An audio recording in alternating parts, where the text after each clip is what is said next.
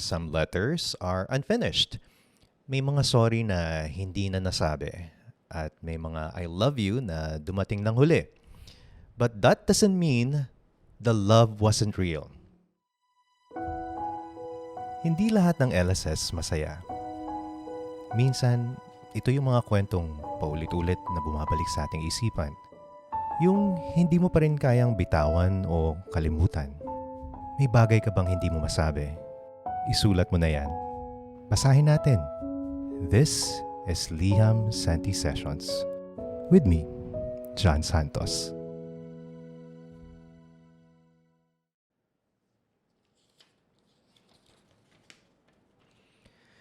Dear John, ako po si Jocelyn Pagulayan, 61 years old at 6 na taon ng byuda. Ngayon ko po mas lalong naaalala ang aking namayapang asawa, lalo na kapag ako'y nakakaramdam ng sakit sa katawan.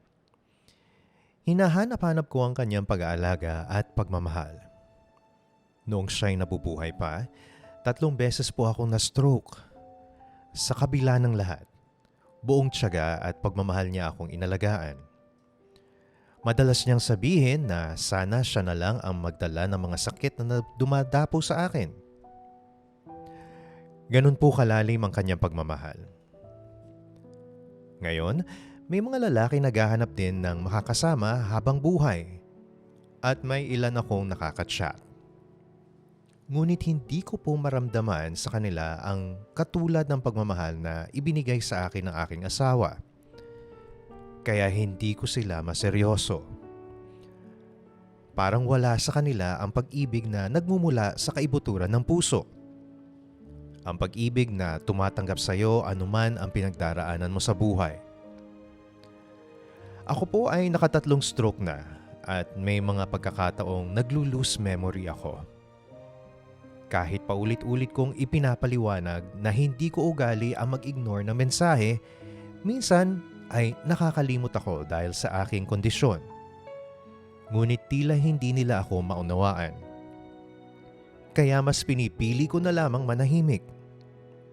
Sa totoo lang, gusto ko pa ring may makausap. Ngunit habang tumatagal, mas lalo kong naaalala ang pagmamahal ng aking asawa. At ngayon, hindi ko alam ang gagawin ko. Ang hinahanap ng puso ko ay siya pa rin. Parang nakatali pa rin ang puso ko sa kanya. Hi everyone! Welcome back to Liham Santi Sessions. Kung nasaan ka man ngayon, maybe it's a quiet afternoon, or maybe you're driving home, maybe tahimik lang ang paligid mo, I'm really glad you're here. For those of you na first time na nanonood ng show natin ngayon, ako po si John Santos and today's episode is titled, Kung Alam Mo Lang, Ang Liham Para Sa Hindi Na Babalik. Now this is for the love that didn't end loudly. Yung hindi naman nagkaroon ng malaking away, pero unti-unti na lang nawala. The kind of love that still lives in memory, kahit wala na yung tao sa buhay mo. Some letters remain unfinished. Hindi dahil kulang ang pagmamahal, but because timing, fear, pride, or life itself got in the way. And today, I'm grateful because I'm not having this conversation alone. Now, joining me today is someone whose presence many of us already recognize. She's a communications professional and speaker who advocates for emotional awareness and intentional growth. She also creates safe spaces for honest conversations, yung hindi minamadali ang healing, but allows people to process at their own pace. Marami sa atin ang nakakita na sa kanya on TV as a presenter, poised, articulate, confident. We've also seen her represent the stage as a beauty queen, carrying grace and strength under bright lights. And I've personally had the privilege of hosting an event with her before. Even off camera, what struck me was how grounded and sincere she is. Now, beyond the titles and the spotlight, she brings depth, authenticity, and heart into every space she enters. I'm very honored to have her here with us today. Please welcome Diane Carrer. Hi, Hi, Diane. John. I'm so happy to be joining you here dito sa yung programa. I remember when we hosted together, it's about health.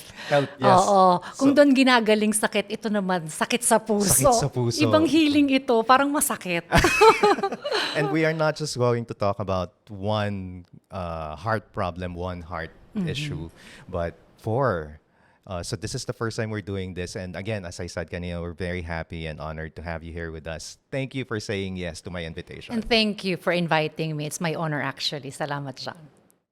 So, Diane, ikaw ba, naniniwala ka ba that love really ends or does it change form?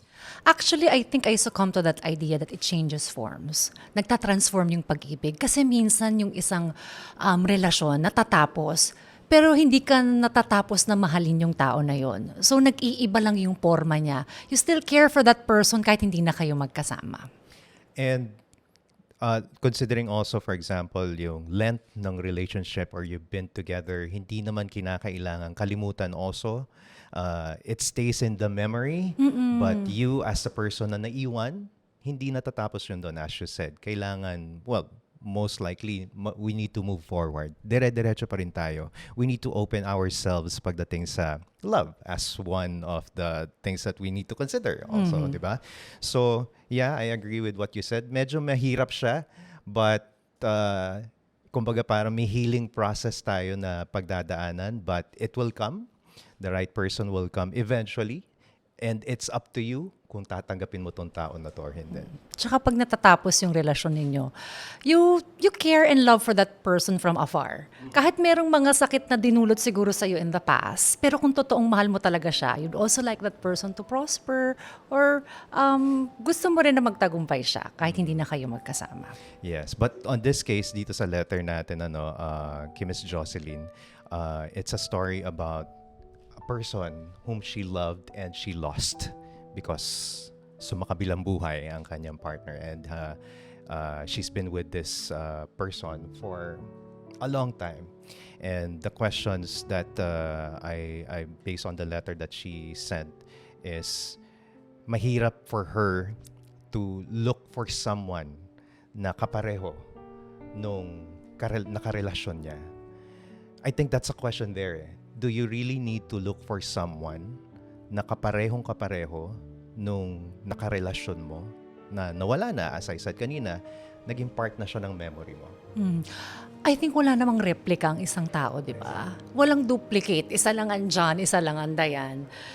So siguro, unfair din kapag humanap ka ng isang pag-ibig na katulad nung dati. Kasi walang ganon. It's a special and rare kind of love. So, mahirap makahanap ng katulad ng ganong tao, pero may ibang tao na iba naman ang forma ng pagmamahal para sa'yo. I remember during Valentine's Day, we created this video content saying a different kind of love, particularly the silent type of love. Since we're talking about different sorts of love in different forms, meron tayong mga nakikilala na hindi as vocal, hindi madalas nagsasabi ng I love you, pero nakikita mo through actions. Or minsan, nakikita natin or ipinaparamdam niya sa'yo through simple things like maybe cooking breakfast for you. Oh, Ganyan. gusto ko So, yan. mga ganun Acts of bagay. service. Acts of Oo. service, yes. Or ako, if you'll ask me, siguro personally, I'm the type who's very vocal. Okay. So, I always tell my partner how much, kung gaano mo siya kamahal, ganyan mga bagay, no? But siya naman baliktad. Kung gaano ka vocal, I see naman sa ginagawa niya through mga actions niya. So, magaling siya magluto. Mahilig magluto. Magaling maglinis ng bahay. Medyo opposite Ang tayo. swerte mo naman. So yeah, so tama yung sinabi mo kanina, no? Although yes, it's really hard to find a replicate or kapareho nung nakarelasyon mo before, but you will still find someone, if not the same, at least close. Oo. And we need to be open to that kind of Correct. relationship. Mahirap din yung lagi kang magko-compare dun sa naging past relationship mo. Kaya kailangan hanapin mo yung special dito sa taong ito. At pag nakilala mo siya, masasabi mong, ay, iba yung klase ng pagmamahal na natanggap ko man noon sa ngayon, pero I know na may aambag ito sa bagong chapter ng buhay kong ito. That is so true. So Diane, let's go a bit personal, ha? So ikaw, have you ever experienced a love that didn't get the closure it deserved? Yung, yung parang bitin? Well, John, looking back sa aking buhay pag-ibig, wala naman akong ganong kaseryosong kabigat na walang closure. But I can only imagine kung gaano kahirap yung ganong sitwasyon. Kasi mahirap kapag walang ending, walang kayong huling pag-uusap bago kayo naghiwalay. And it happens. Maraming mga nakaka-experience nito. But fortunately, hindi ko naman siya naranasan. Pero hopefully, wag naman in the future. Yeah. So siguro ako, if you'll ask me, I believe it happened to me. Yung may mga moments that you start asking yourself. I believe I'd mentioned this also during the first episode. Na there were times or nights na nag-iisip ka. Kasi again, walang naging proper closure. So iniisip mo, what went wrong? Sino yung naging mali? Saan ako nagkamali? May mga nasabi ba akong hindi tama? But that doesn't end everything. So, yes, it happened. And I believe it still happens to most relationships. And I'm sure a lot of our viewers, some of you probably experienced that already. So, yeah, I experienced that. So, the question I guess there is kung paano ako na-cope up. It took a while.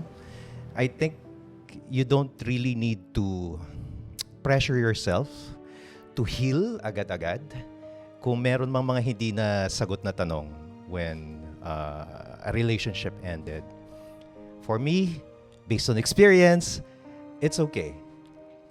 Eventually, siguro marirealize mo rin or you'll find the answers on your own. Totoo yan.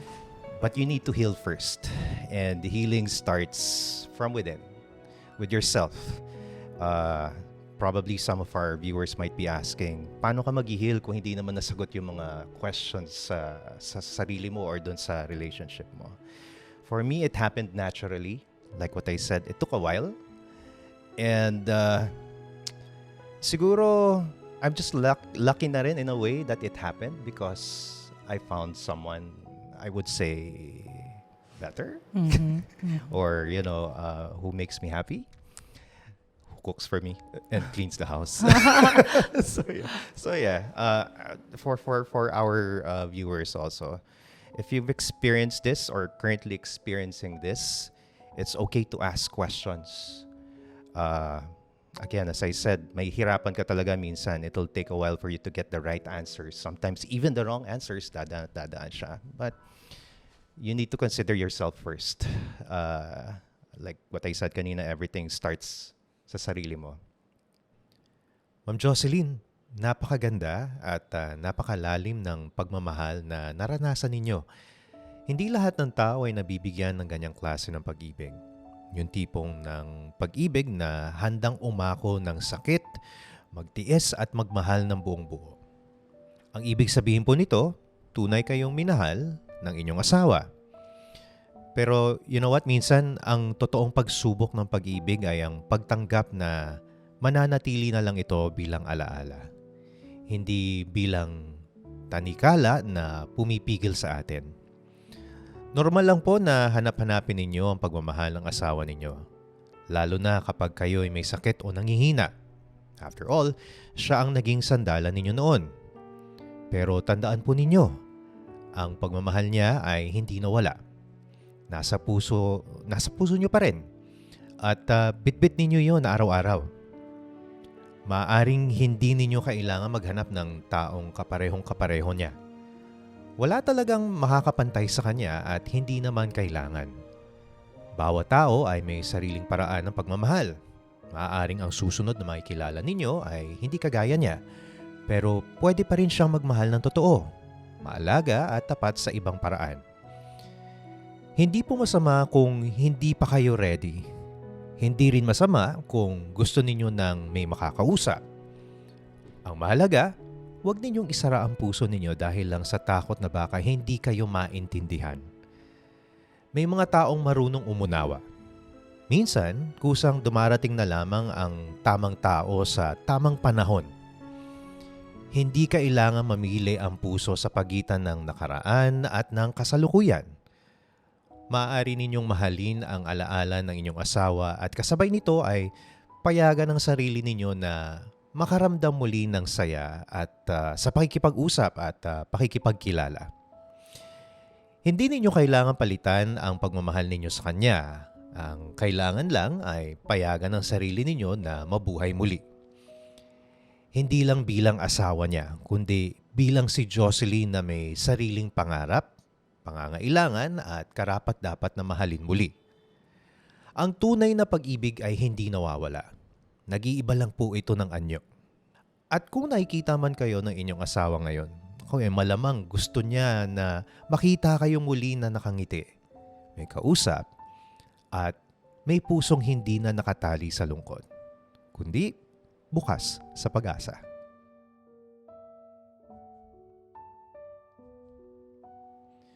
Dear John, sabi nila, ang pag-move on ay mahabang proseso. Ang tanong, hanggang kailan? Tawagin niyo na lang akong J, 20 years old, college student, at ang ex ko naman ay si A. Hindi ko alam kung ex ba ang itatawag ko sa kanya kung ang sinisigaw ng puso ko ay siya pa rin. Ang pangit pala, no? Kapag nagtapos kayong not in good terms. Ang hirap umusad. Ang hirap kalimutan ng taong hindi mo pa tapos mahalin. Yung sinasabi nilang almost us, totoo pala ang pakiramdam na yun. Akala ko, masakit ang breakup. Hindi pala. Kasi, isa lang pala yung desisyon. Ang totoong masakit ay ang resulta nito.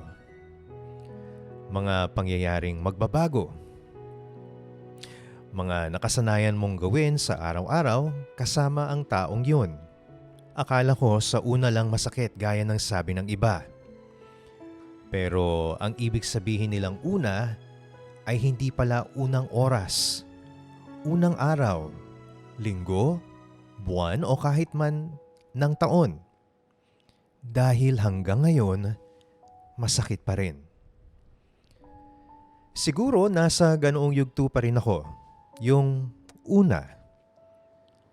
Ang nakakatawa lang, hindi naman kami ganoon katagal. Hindi umabot ng half of the year. Pero yung pag-usad ko, mas matagal pa ata sa naging relasyon namin. LDR ang naging relationship namin ni A. Masasabi kong hindi siya ang unang lalaking dumaan sa buhay ko. Pero siya ang pinakaunang lalaking minahal ko at minahal ako pabalik. Nagkakilala kami sa isang bagong entertainment app. Dahil siguro as college student ay may mga bakanting oras kami at doon sa app na iyon, nailaan ko ang aking intensyon.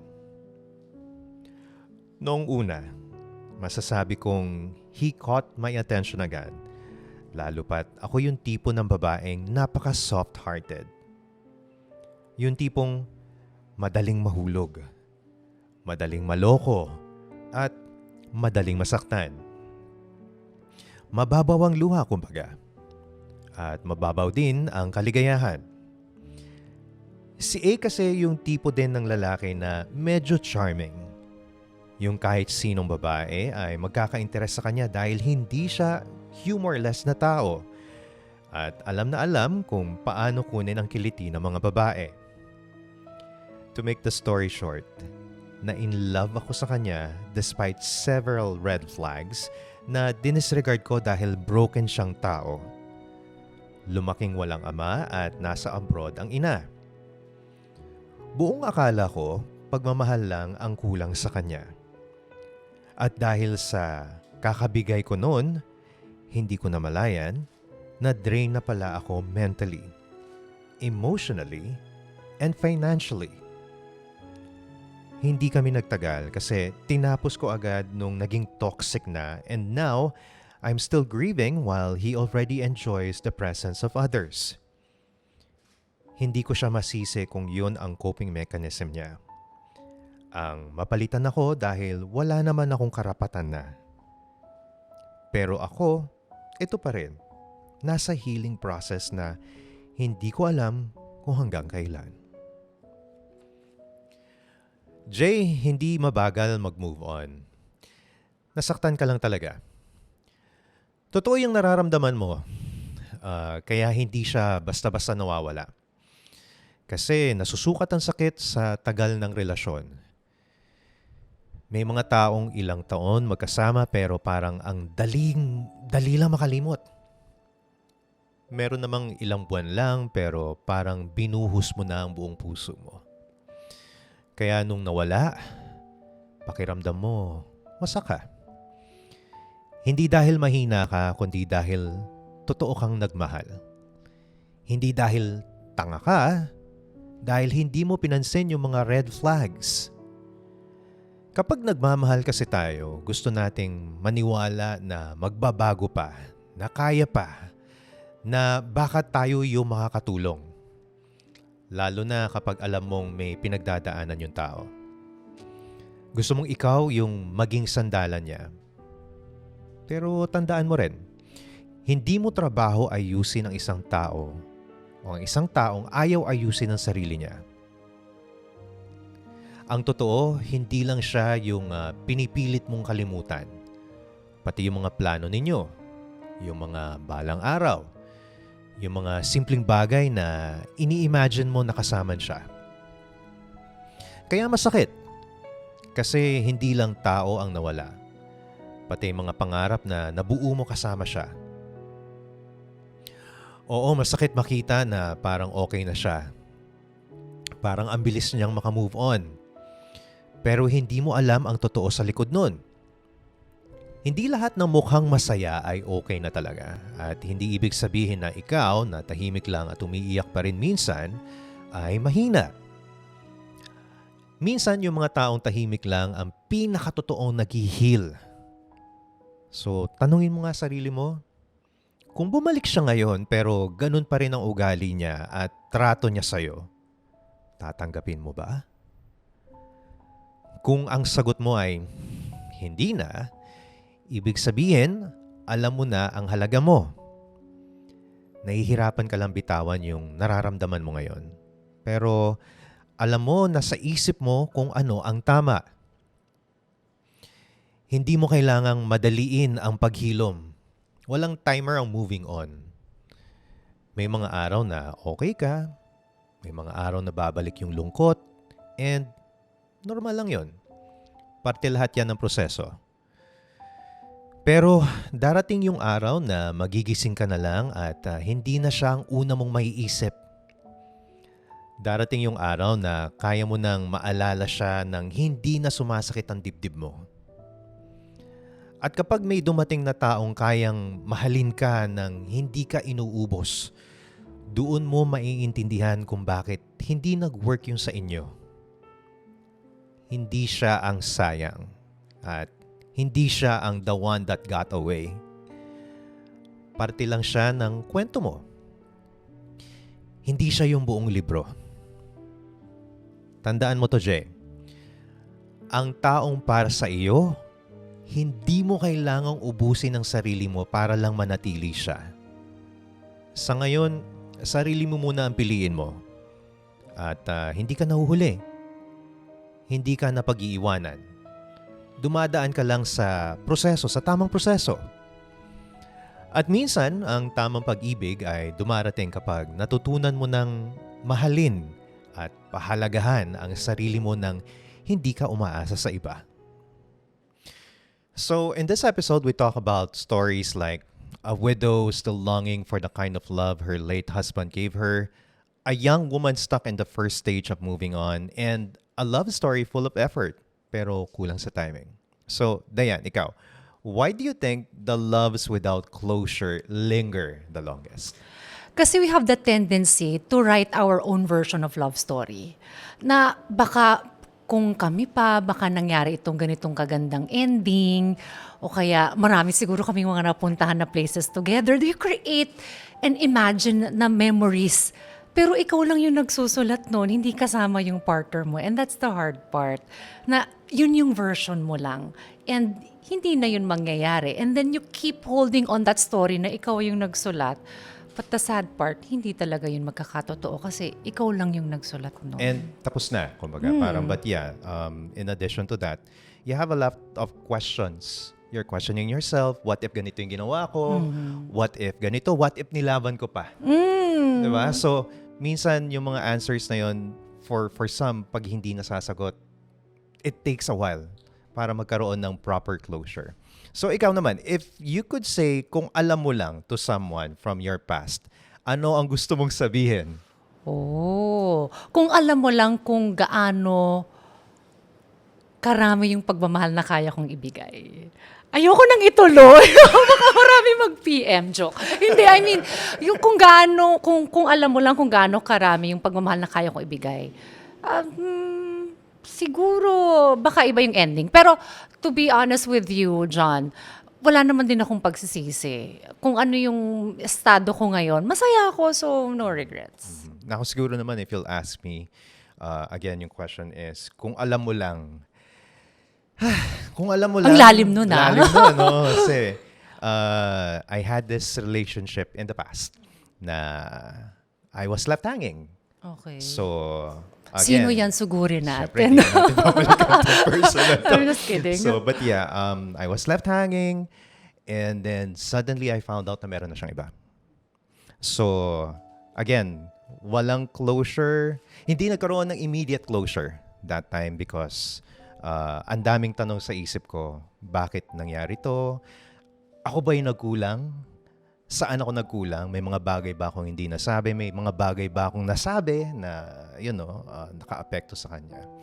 So, these are the things that's probably the reason why it takes a while para magkaroon ng closure.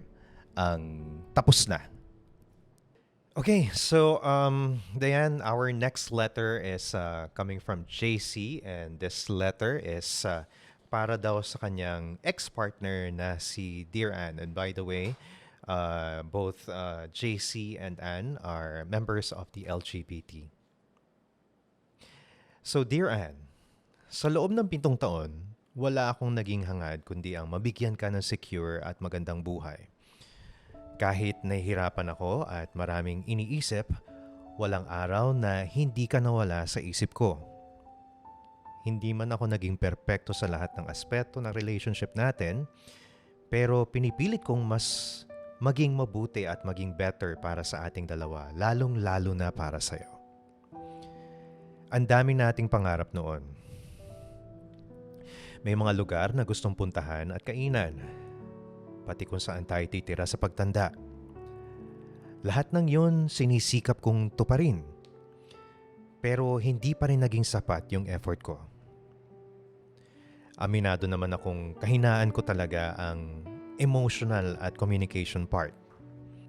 Dahil maraming pagkakataon na ang mas pinili kong maging tahimik at solusyonan ang mga bagay kaysa humingi ng tulong o tanungin anong nasa sa loobin mo. Pasensya ka na dahil hindi ko alam na ganoon pala dapat ang ginawa ko. And I understand na malaking parte ito sa pagdetouch mo. Trust me, I'm trying to understand you. And I'm sorry if I might have made you feel that I'm not interested or wanted to listen to you because of how I acted and just wanted to fix it. Sorry kasi hindi ko alam na hindi dapat ganoon yung ginawa ko. Mahal na mahal kita, Ann. At alam mo yan, na lahat kaya kong i-give up at ibinigay ko sa'yo kahit na wala nang matira sa akin. And it has been 3 months since you left me. Yet my love for you has not changed. Even if the pain I'm feeling keeps breaking me every single day. I am not losing hope that maybe someday you'll find your way back home to me again. But for now, I will continue loving you from afar. Stare at the moon, knowing that both of us are just under the same sky. Love, JC. JC, ramdam na ramdam ko yung love mo sa sulat mo. 7 years is not a joke. Hindi lang relationship ang nawala, kundi routine, future plans, dreams, and the version of yourself na sanay na may kayo. So, until now, masakit pa rin. And that's normal. Hindi ka mahina. You're just grieving something very real. It's clear na ginawa mo ang lahat in the way you knew how. You wanted to give her a secure and comfortable life. You tried to fix problems quietly. You tried to be strong for both of you. Pero minsan, love is not just about providing or solving things. Sometimes it's about listening, opening up, and letting the other person feel heard. May mga tao na ang way of loving is action, fixing, working hard, and being responsible. May mga tao naman na ang kailangan is emotional connection, gaya ng pakikipag-usap, reassurance, and presence. Both are love. Magkaiba lang ng lengguwahe or language. And sometimes, kahit pareho kayong nagmamahal, if you don't speak the same emotional language, doon nagkakaroon ng gap. The good thing is, aware ka. You admit your weakness in communication, and that already shows growth. Not everyone can reflect like that. Ibig sabihin, you are learning, you are maturing, and that's something you should give yourself credit for. But let me tell you this clearly. Just because she left doesn't mean you were not enough.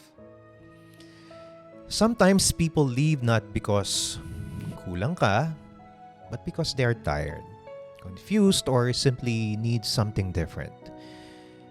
You can love someone deeply and still not be aligned anymore. That doesn't erase the love. It just means it changed, nagbago siya. I can also feel the hope in your words na maybe someday she'll come back. And that's normal.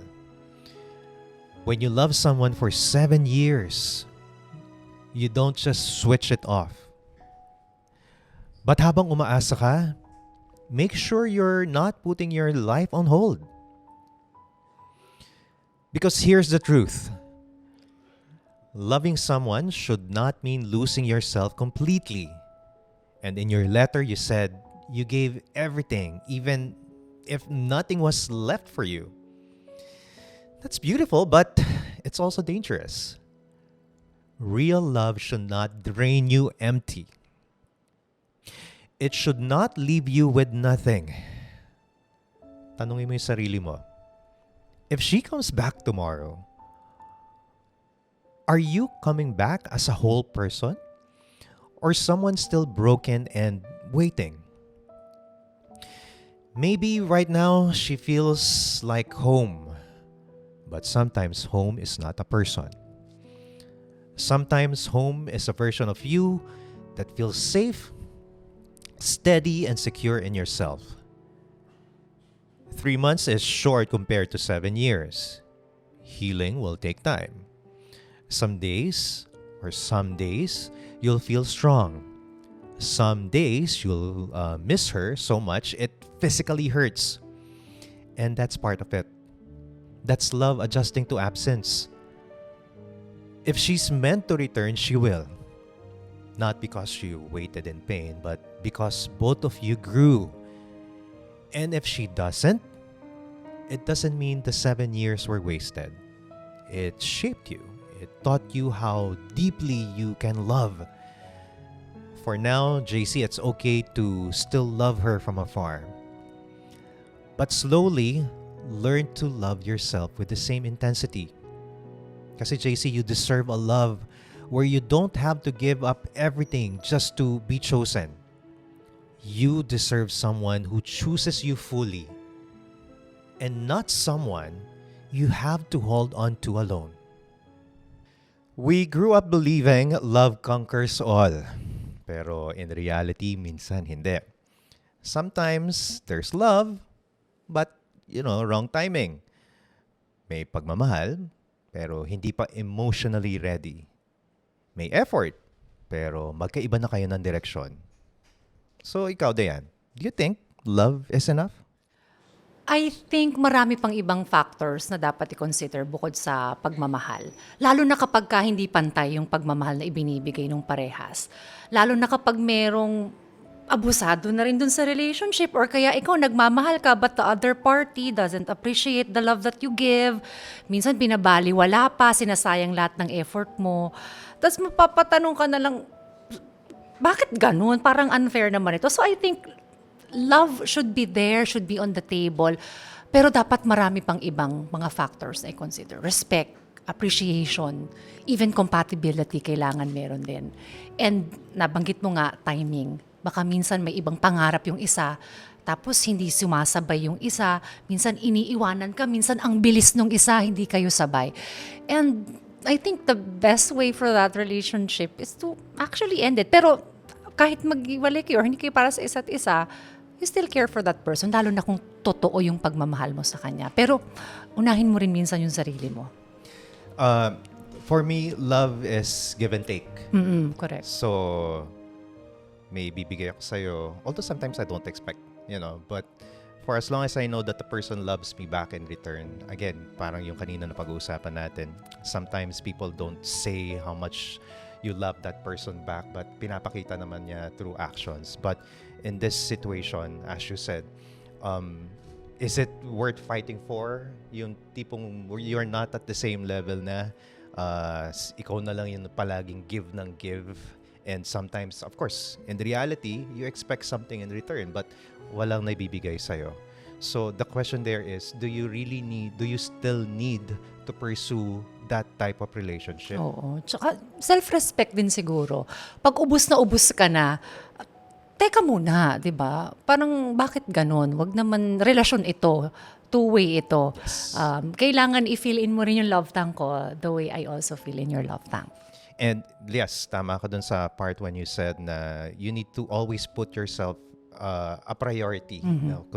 Consideration, of course, baka maya-maya, you're giving everything already to that partner of yours na wala na natitira sa'yo. Makapal ang mukha niyan, Ayun. John. Di ba? I mean, user yan, di ba? To an extent. So, wag ganon. Yeah, I think you're not right for each other if that's the case. I agree. So always put yourself first before anything else. It's hard to give or show your love to a person in return, or let's say, halimbawa, ikaw ay masyadong nagpapakita ng love or affection to that person. You need to show it to yourself first before you show it to anyone else. Yeah.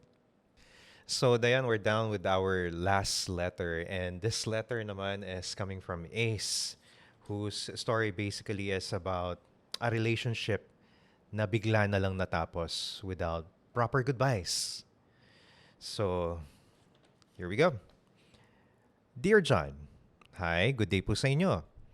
Tawagin nyo na lang po akong Ace. May naging ka-live-in po ako at tumagal kami ng 11 years and almost 7 months. Hindi naging madali ang lahat pero pinili namin ang isa't isa sa loob ng mahabang panahon. Kamakailan lang, humingi siya ng space sa akin. Long distance relationship po kami ngayon. Ako naman pumayag. Inisip ko, baka kailangan niya talaga ng oras. Pero ilang araw lang pagkatapos niyang humingi ng space, nag-send siya ng picture at ipinakilala sa akin ang bago niyang boyfriend. Hanggang ngayon, hindi ko pa rin maintindihan ang nararamdaman ko. Naguguluhan ako. Mahal pa ba niya ako? Paano nangyari na ilang araw lang may bago na siya? Totoo ba yung sinasabi nilang 3-month rule? At aasa pa po ba ako? Sana matulungan niyo ako. Salamat, Ace. So Ace, una sa lahat, 11 years and 7 months ay hindi basta-basta. Hindi yan simpleng chapter lang. Malaking bahagi yan ng buhay mo. And for me, natural lang na maguluhan ka, masaktan ka at magtanong kung paano nangyari na parang ang bilis mong napalitan. Yung humingi siya sa'yo ng space, Tapos ilang araw lang may ipinakilalang bago. Nako, Ace, masakit talaga yan. Pero Ace, minsan ang totoo, hindi nagsisimula ang bagong relasyon sa loob ng ilang araw lang. Madalas nagsisimula na yan habang kayo pa.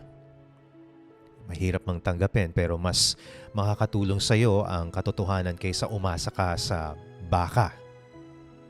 Tungkol naman sa 3-month rule, for me, hindi yan batas ng pag-ibig. Walang timer ang pag-move on.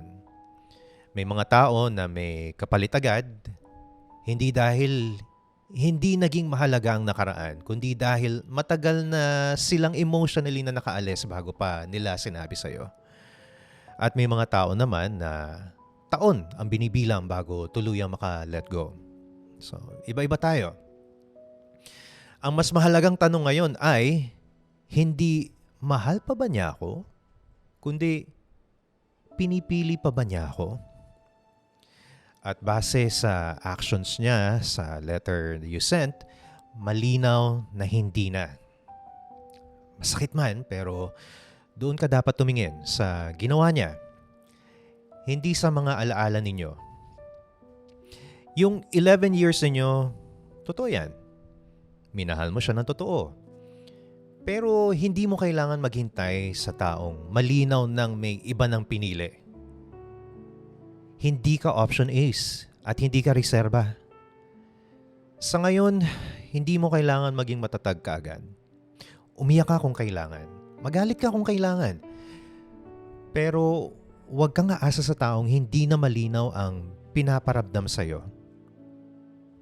Darating ang araw na maintindihan mo rin kung bakit nangyari ito. Pero sa ngayon, unahin mo muna yung sarili mo. Ang pagmamahal na hindi ka pinili, hindi mo kailangang habulin. And for the person listening right now, yung hindi pa rin totally naka-move on, yung umaasa pa rin kahit alam naman na nila sa sarili nila na tapos na yan, what would you tell them? Acceptance is really the key. Kasi kung hindi mo ma-accept na ganun na yung sitwasyon, you can, or it will be hard for you to really move on. Kasi mahirap na iasa mo sa iba yung pag-move on mo. Kailangan tulungan mo rin talaga yung sarili mo. It will be hard. There are times na babalik-balikan mo yung mga memories, but we have to really stick to reality na tapos na yon. And look after yourself. Kasi kung hindi mo aalagaan yung sarili mo, hindi mo ipaprioritize na ako naman, tingnan ko naman kung anong pwedeng mangyari sa buhay ko kung hindi ko muna siya iisipin. Kasi hindi naman rin ito mangyayari sa akin kung hindi niya ako iniwan or wala siyang maling ginawa sa akin. So look after yourself. Accept that this is the reality. And from there, you help yourself move on. And I guess, moving on doesn't mean, kasi most likely, within that period na naging kayo, may mga magagandang alaala. For sure, oo. So, hindi kinakailangan kalimutan. Andyan siya as part of your memory. There may be some parts of that relationship na hindi naging maganda. But you know what? We learn from our mistakes. Totoo yan. And we carry those learnings sa mga susunod na chapter ng buhay natin. And as you said, kailangan isipin mo rin yung sarili mo. Hindi dahil natapos yung relationship doesn't mean tapos na ang mundo mo. Hindi umiikot ang mundo mo sa isang tao lang. Ang pag-ikot ng mundo, pwedeng nandyan yung pamilya mo, andyan yung mga friends mo. Having probably another relationship is, I don't know, maybe for me, siguro as part of how I moved on from my past relationships, I'm very thankful because I'm surrounded with good people. Good people, by good people, I mean mga kaibigan natin. They teach you, they guide you. Yung family mo, syempre, andyan pa rin yan, hindi yan mawawala, as always. But yeah, let those pain from the past serve as a learning para dun sa magiging susunod na relationship. Kumbaga parang we need to move on.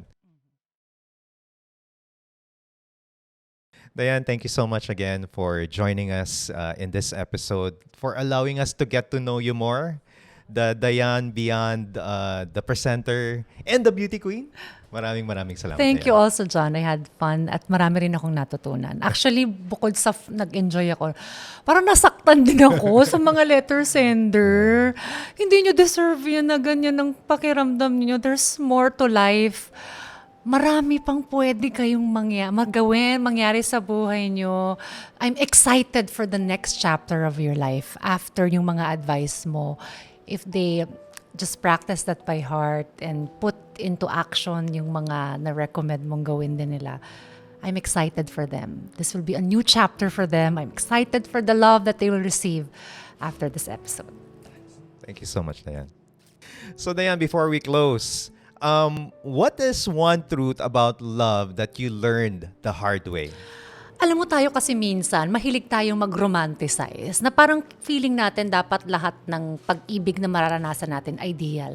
Pero hindi ganun eh. May mga dumarating sa buhay natin na hindi pala tamang pag-ibig. May mga dumarating sa buhay natin na mag-teach lang pala ng lesson sa atin. At dahil sobrang gusto natin ideal lahat, ginagawa natin ng hindi makamove on, wino-workout natin yung relationship kahit hindi na para tama yung tao na yun para sa atin. Kasi dapat pag nagmahal ka, hindi ka nahihirapan, hindi ka na-stress. Kailangan masaya ka. Hindi maraming problema. Pag puro problema dulot sa'yo at kamalasan, I think hindi kayo para sa isa't isa. You should think about that. I think that sums everything up, no? If you're in a relationship right now and kung ang na-experience mo, yung mga nasabi ni Dayan kanina, na parang ikaw na yung nahihirapan, or let's say the two of you, medyo hindi na kayo, you've been experiencing a lot of issues and concerns already and it's stressing you already, then maybe that type of relationship sadly has to end. Or Agree. if you don't want to end it, maybe give yourselves muna a space. Mm-hmm. Give yourselves some time to reflect.